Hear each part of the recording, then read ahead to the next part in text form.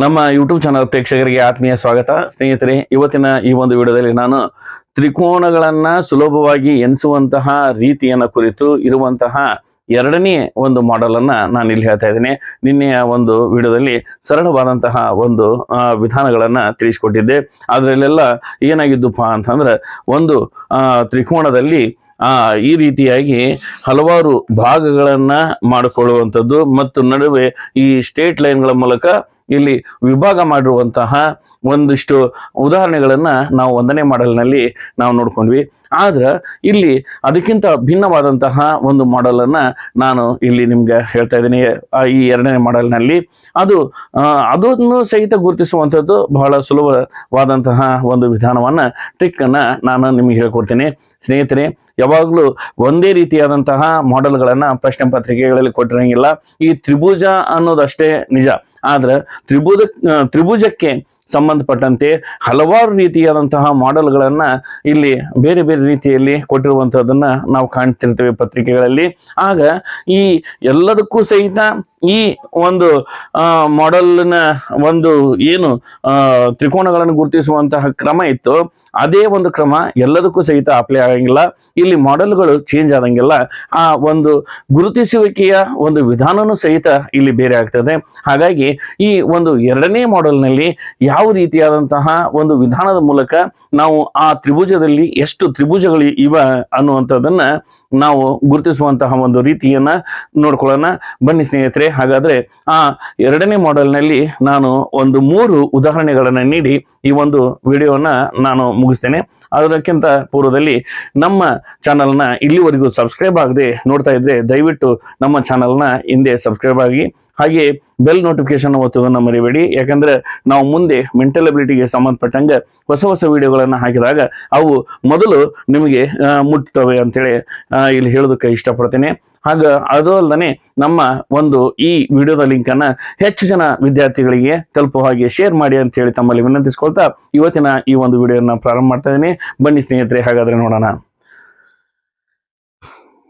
ಇಲ್ಲಿ ಈ ರೀತಿಯಾದಂತಹ ಒಂದು ತ್ರಿಭುಜಾಕೃತಿ ಒಂದನ್ನ ಇಲ್ಲಿ ಎರಡನೇ ಮಾಡೆಲ್ನಲ್ಲಿ ನಾವು ನೋಡ್ತೇವೆ. ಆ ತ್ರಿಭುಜಾಕೃತಿ ಇದು ಇರುವಂತದ್ದು ಒಂದು, ಇದರಲ್ಲಿ ಇನ್ನೊಂದು ತ್ರಿಭುಜಾಕೃತಿ ಇರುವಂತದ್ದನ್ನ ನಾವು ಇಲ್ಲಿ ಕಾಣಬಹುದು. ಒಟ್ಟಾರೆಯಾಗಿ ಇಲ್ಲಿ ಈ ತ್ರಿಭುಜಗಳನ್ನ ನಾವು ಗುರುತಿಸುವಂತಹ ರೀತಿಯನ್ನು ನೋಡಿದಾಗ ನಮಗೆ ಇದು ಸಲೀಸಾಗಿ ಗೊತ್ತಾಗುವಂಥದ್ದು ಏನಪ್ಪಾ ಅಂದ್ರೆ, ಇದು 1, 2, 3, ಇದು 4, ಇದು ಒಟ್ಟಾರೆಯಾಗಿರುವಂಥದ್ದು 5. ಅಂದ್ರೆ 5 ತ್ರಿಭುಜಗಳು ಇದರಲ್ಲಿ ಇವೆ ಅನ್ನುವಂಥದ್ದು ನಮಗೆ ಈ ರೀತಿ ಕೌಂಟ್ ಮಾಡಿದಾಗೂ ನಮ್ಗೆ ಸಲೀಸಾಗಿ ಗೊತ್ತಾಗ್ತದೆ. ಆದ್ರೆ ಇಲ್ಲಿ ನಾವು ಈ ರೀತಿಯಾಗಿ ಮಾಡೋದ್ರಿಂದ ಸ್ವಲ್ಪ ಸಮಯ ಹರಣ ಆಗ್ತದೆ. ಆ ಒಂದು ಕಾರಣದಿಂದ ನಾವು ಏನ್ ಮಾಡಬೇಕು ಅಂತಂದ್ರೆ, ಇದಕ್ಕೊಂದು ಸಣ್ಣದಾದಂತಹ ಟ್ರಿಕ್ ಇದೆ. ಅಂದ್ರೆ ಅದಕ್ಕೆ ಈ ಒಂದು ತ್ರಿಭುಜಗಳು ಎಷ್ಟಿದಾವ ಅನ್ನೋದನ್ನ ಗುರುತಿಸಬೇಕಂತ ಹೇಳಿ ಒಂದು ಫಾರ್ಮುಲಾ ಇದೆ. ಈ ರೀತಿ ಏನೋ ಒಂದು ತ್ರಿಭುಜಾಕಾರದಲ್ಲಿ ಮತ್ತೆ ಇನ್ನೊಂದು ತ್ರಿಭುಜಾಕಾರ, ಆ ತ್ರಿಭುಜಾಕಾರದಲ್ಲಿ ಮತ್ತೆ ಇನ್ನೊಂದು ತ್ರಿಭುಜಾಕಾರ, ಹಿಂಗೆ ಎಷ್ಟೇ ತ್ರಿಭುಜಾಕಾರಗಳು ಬರಲಿ ಅಲ್ಲಿ ಒಟ್ಟಾರೆಯಾಗಿ ಎಷ್ಟು ತ್ರಿಭುಜಾಕಾರಗಳದವ ಅನ್ನೋದನ್ನ ನಾವು ಸಲೀಸಾಗಿ ಗುರುತಿಡಬಹುದು. ಹಂಗಂದ್ರೆ ಆ ಫಾರ್ಮುಲಾ ಯಾವುದು ಅನ್ನೋದನ್ನ ನಾನು ಇವತ್ತಿನ ದಿನ ಹೇಳ್ತಾ ಇದ್ದೇನೆ. ಬನ್ನಿ ಸ್ನೇಹಿತರೆ, ಹಾಗಾದ್ರೆ ಇಲ್ಲಿ ನೋಡೋಣ. ಸ್ನೇಹಿತರೆ, ಈಗ ಮೊದಲನೇ ಒಂದು ಪ್ರಶ್ನೆ,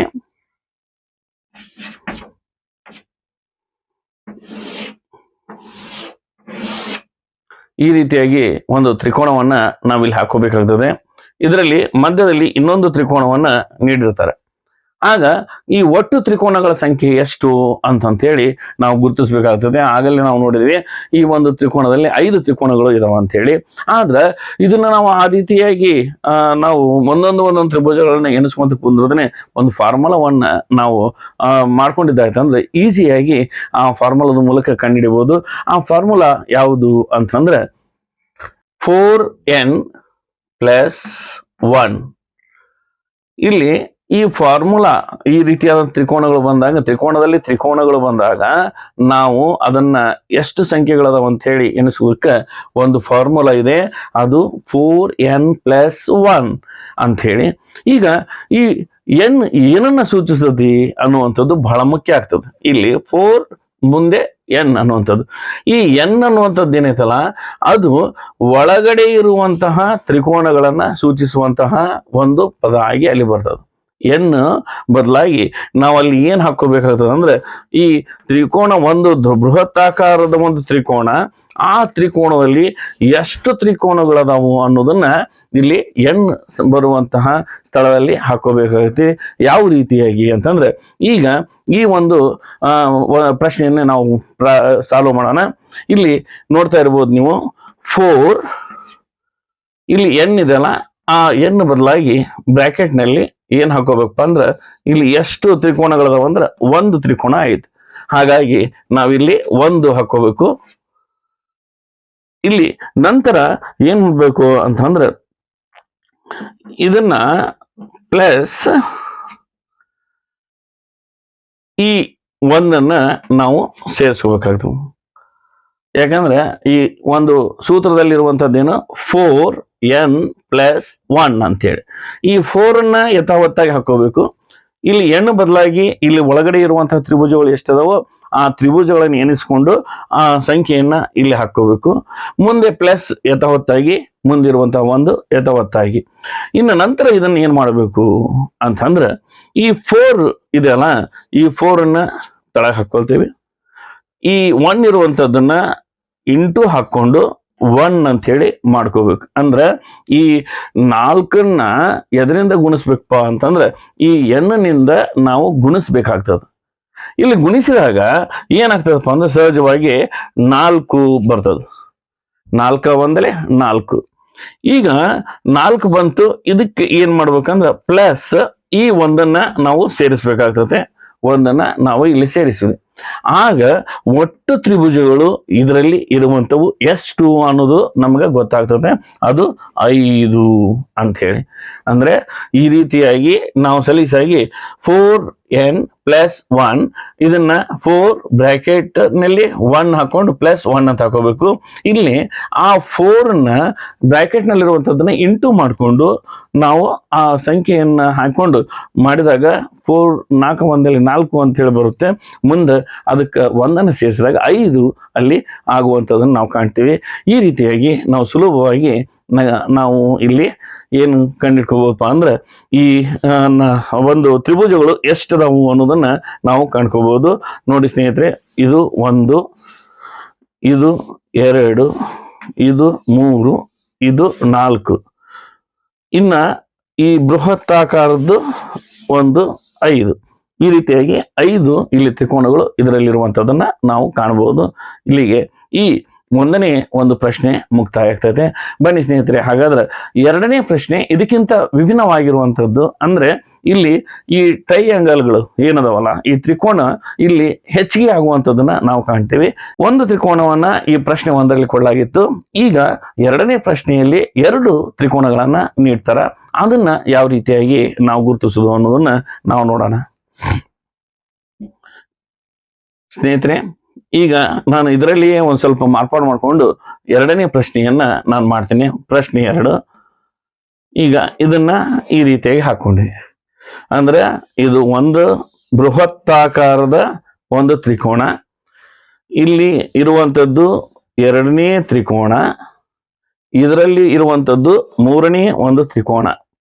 ಅಂದ್ರೆ ಒಟ್ಟಾರೆಯಾಗಿ ಇದರಲ್ಲಿ ಎಷ್ಟು ತ್ರಿಕೋನಗಳು ಅದಾವು ಅನ್ನೋದನ್ನ ನಾವು ಗುರುತಿಸ್ಬೇಕಾದ್ರೆ ಇದನ್ನ ನಾವು ಈಗ 1 ದೊಡ್ಡದಾದಂಥದ್ದು, 2, 3 ಹಿಂಗೆ ಎನಿಸ್ಕೊಂತ ಕುಂದ್ರ ಬದ್ಲಿ ನಾವೇನ್ ಮಾಡ್ಬೇಕಂದ್ರೆ ಇದರಲ್ಲಿ ಇರುವಂತಹ ಒಳಗಡೆ ಇರುವಂತಹ ತ್ರಿಕೋನಗಳು ಎಷ್ಟು?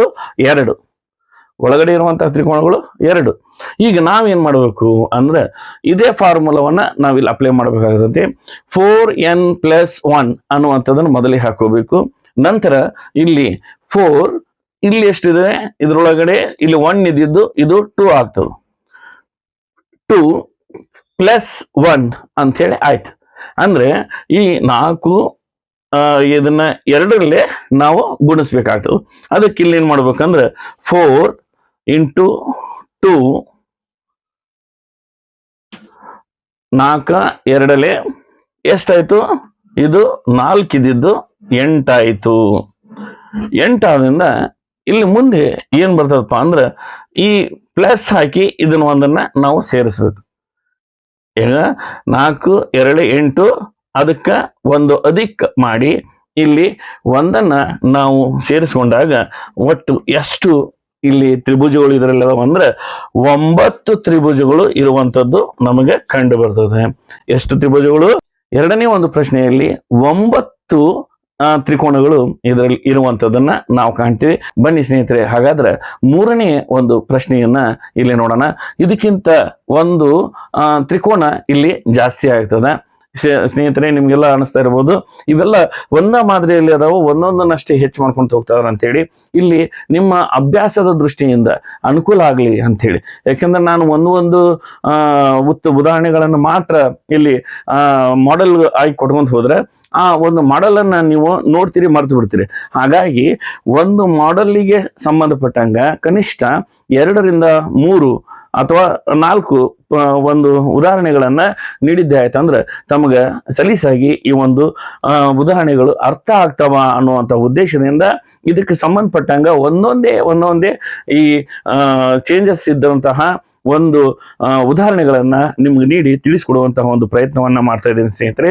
ಈಗ ನಾವು ಮಾಡೆಲ್ ನಂಬರ್ 2ರಲ್ಲಿ ಮೂರನೇ ಒಂದು ಪ್ರಶ್ನೆಯನ್ನ ನಾವು ನೋಡೋಣ.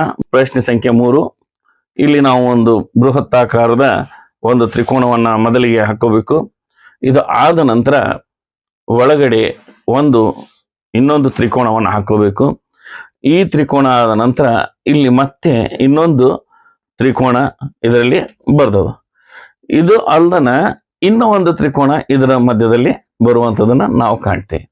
ಒಟ್ಟಾರೆಯಾಗಿ ಇದರಲ್ಲಿ ಎಷ್ಟು ತ್ರಿಕೋನಗಳು ಬಂದು ಅಂದ್ರೆ 1 2 3 ಅಂದ್ರೆ 3 ತ್ರಿಕೋನಗಳು ಒಳಗಡೆ ಬರುವಂಥದ್ದನ್ನ ನಾವು ಕಾಣ್ತೇವೆ. ಹಾಗಾಗಿ ನಾವು ಅದೇ ಒಂದು ಸೂತ್ರವನ್ನ ಮತ್ತೆ ಇಲ್ಲಿ ಅಪ್ಲೈ ಮಾಡ್ಕೋಬೇಕಾಗ್ತದೆ.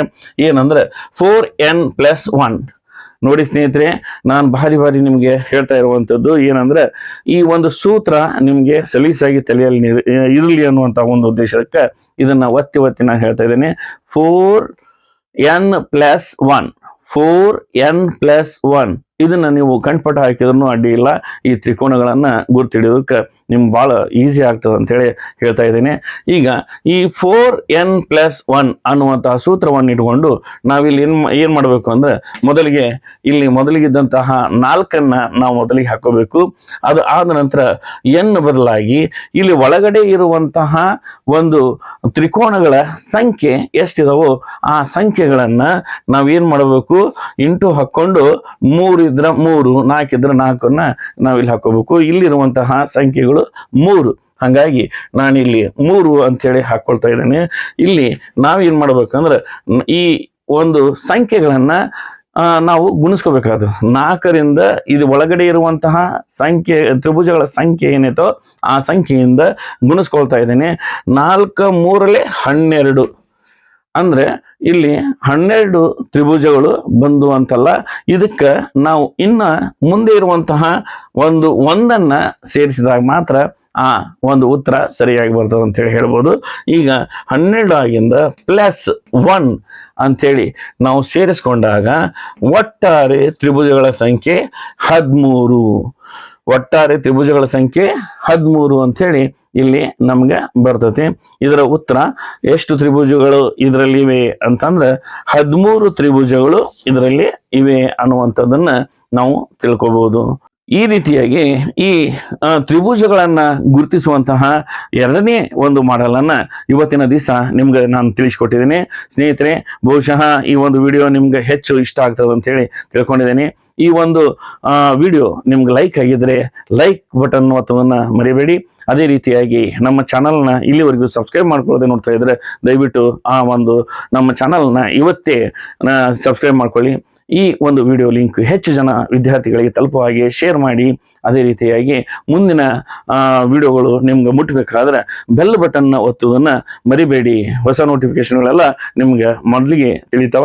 ಹಾಗಾಗಿ ಪ್ರತಿಯೊಂದು ಕ್ಲಾಸನ್ನು ಸಹಿತ ನಿಮ್ಗೆ ನೇರವಾಗಿ ಮೊದಲಿಗೆ ಬಂದು ಮುಟ್ತಾವ ಅಂತ ಹೇಳ್ತಾ ಇವತ್ತಿನ ಈ ಒಂದು ವಿಡಿಯೋನ ಮುಗಿಸ್ತಾ ಇದ್ದೀನಿ. ಜೈ ಹಿಂದ್, ಜೈ ಕರ್ನಾಟಕ.